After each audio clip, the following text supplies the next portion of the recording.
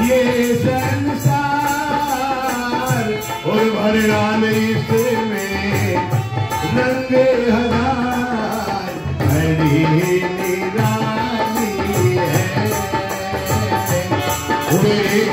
कारीगरी सबसे निराली है तेरी कारीगरी।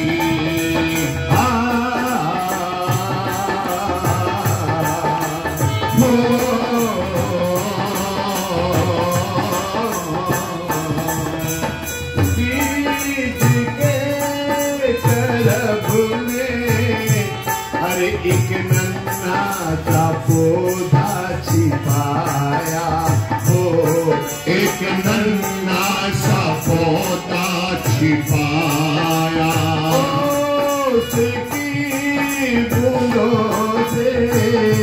अरे तूने फूलों को सुंदर सजाया, हाँ तूने फूलों को सुंदर सजाया।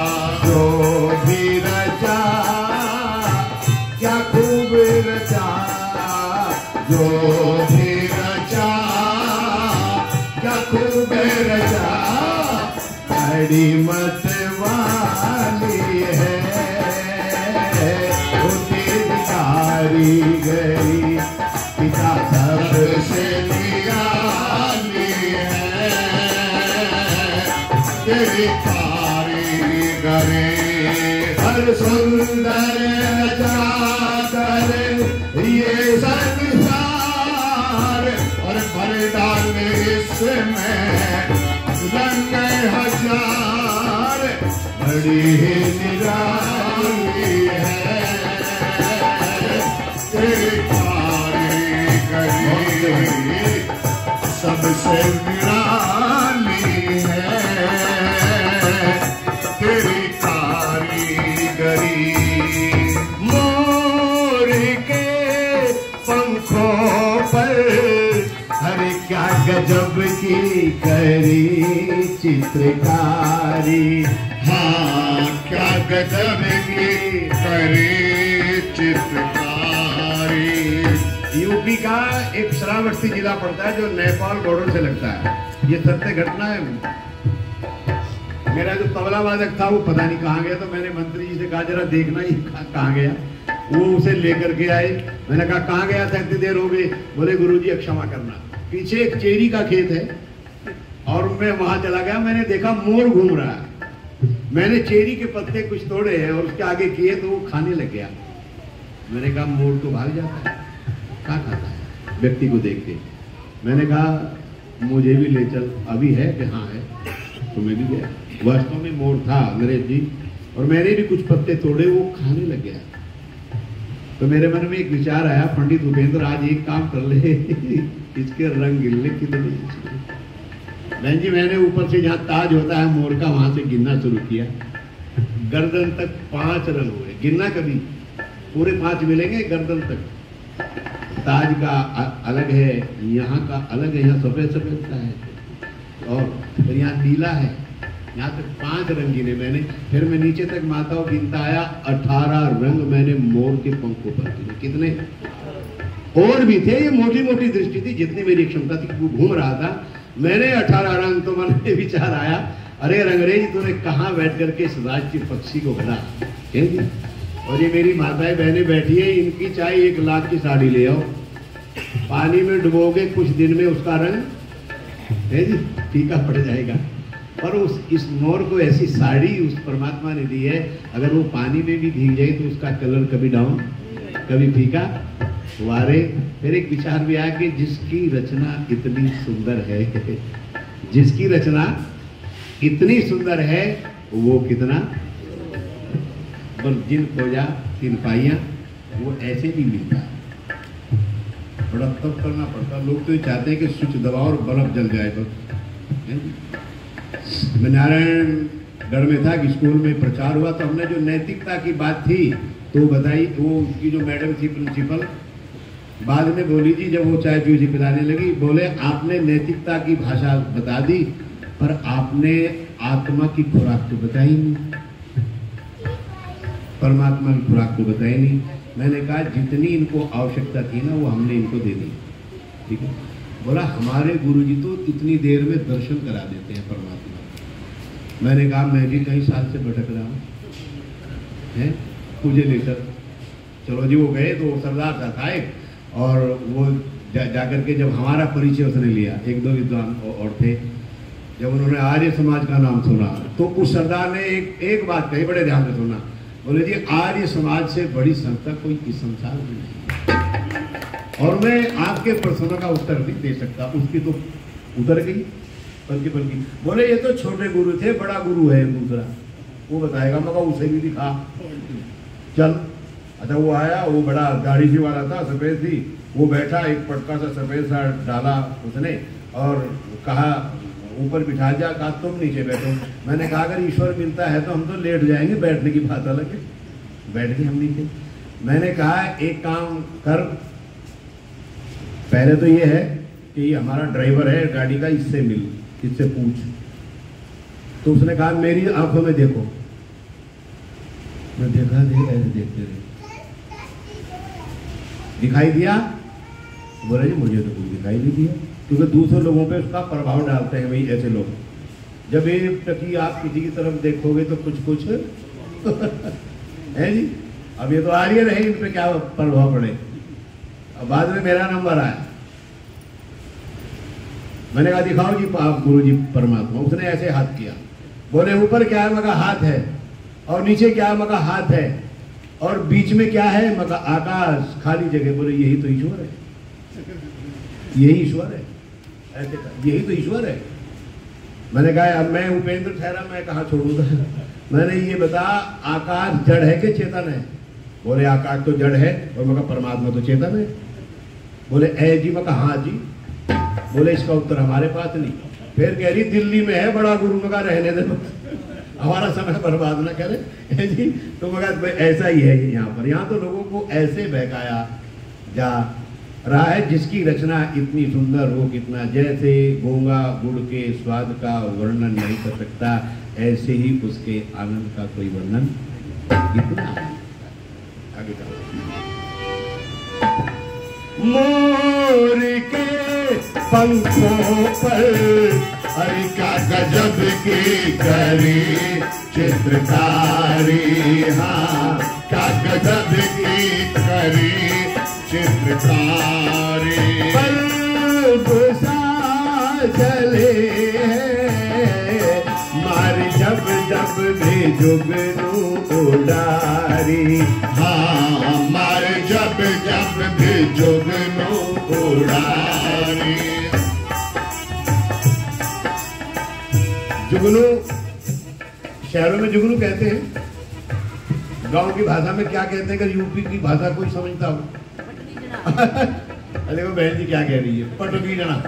ये गांव की भाषा है, फिट करता रहता है। ये सोनू और इसके पापा मच्छरदानी लगाए पड़े थे, तो पापा ने कहा बेटे चारों तरफ से मच्छरदानी ढक ले, कभी इसमें कोई मच्छर, पर कहीं से सुराग था, ये जुगनू घुस गया इसमें पटबीजना। रात के 12 बजे थे, तो सोनू कहता पापा जी अब रात के 12 बजे भी सोने नहीं देता। बोले जो मैं कह रहा हूँ ध्यान से सुनो। बोले क्या बात है? बोले मच्छर टॉर्च लेके ढूंढ रहे हैं। कमाल है। और स्वामी इंद्रवेश जी ने एक घटना सुनाई थी, मेरे याद है, मैं छोटा था जब तो, कि ये जो घोंसला बनाता है ना खजूर पे, भैया चिड़िया एक होती है भैया, बहुत अच्छा बाबा जी। उसको तोड़ करके देखना, ऊपर से नहीं तोड़ना, कभी हवा में नीचे गिर, क्योंकि घर किसी का तोड़ना नहीं चाहिए। वो नीचे की गिर जाता है, उसमें देखना वो भैया चिड़िया 2 रूम बनाता है जी, 2 रूम बनाता है। अंदर का वो बेडरूम बनाता है, बाहर वो ड्राइंग रूम बनाता है। जो बेडरूम है उसमें माता जी मिट्टी लगी हुई मिलेगी कहीं। ये स्वामी इंद्रवेश जी से सीखी थी मैंने, मिट्टी लगी हुई मिलेगी। आज तक नहीं भूला मैं, महापुरुषों से सीखना चाहिए।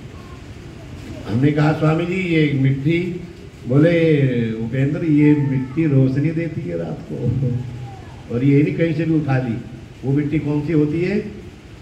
केचुए की है जी। केचुआ होता था ना, अब तो बहन जी केचुए देखने को नहीं मिलते, क्योंकि ये जो खाद और ये केमिकल डले है ना, केचुआ जमीन की उर्वरा शक्ति को बना के रखता है। आज तप्पड़ हो गए हैं, आज नहीं रही है, कहाँ रही है आज। खाओ, अवरेज तो बढ़िया हो रहा है, और बीमार कितने हो रहे हो है जी, पता है? कुछ बड़ी उपज हो रही है, ये हो रहा है।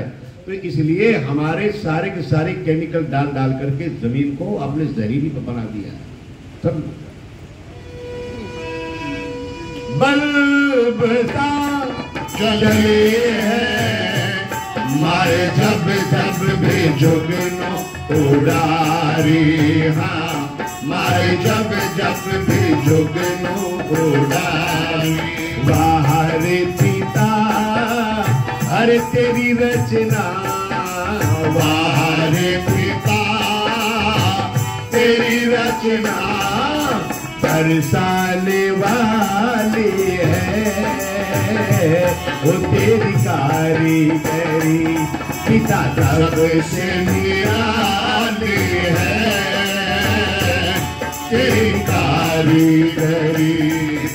सुंदर रचा कर ये संसार और भर डाले इसमें रंग हजार। बड़ी निराली है तेरी कारीगरी, सबसे निराली है तेरी कारीगरी। चांदनी को दुल्हन और चंदा को दूल्हा बनाया, और चंदा को दूल्हा बनाया। जग पालिए देखो गगन में, अरे तूने कैसा स्वयंवर रचाया, अरे तूने कैसा स्वयंवर रचाया।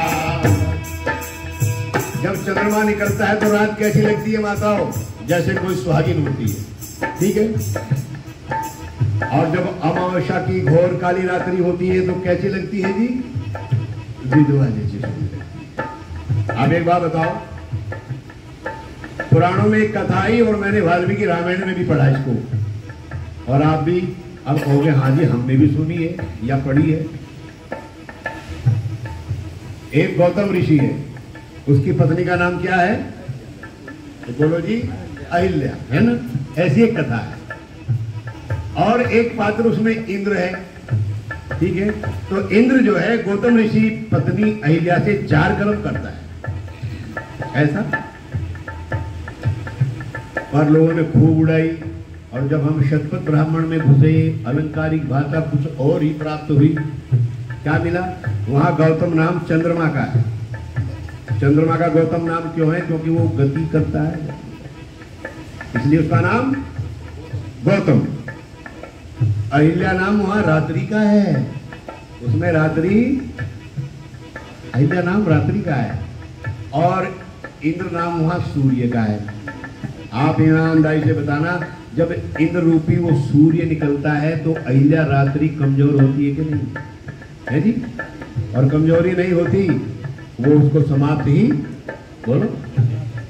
ये भी था, पर इधर कोई नहीं गया, उसको ज्यादा उड़ाया, क्योंकि लोगों को मजा आता है ना, ये अच्छी बातों को नहीं सुनते लोग कि हाँ भाई ये ठीक है बात हमारी। चांदनी को दुल्हन और चंदा को दूल्हा बनाया, है चंदा को दूल्हा बनाया। जग पालिए देखो गगन में, हर तूने कैसा स्वयंवर रचाया, तूने कैसा स्वयंवर रचाया।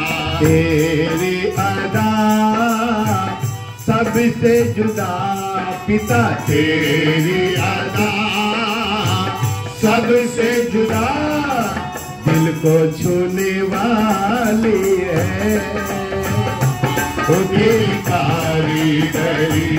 पिता सबसे निराली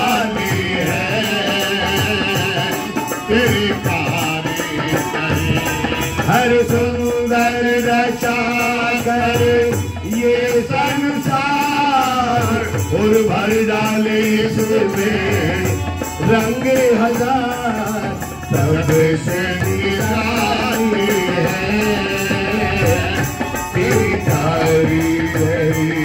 पिता सबसे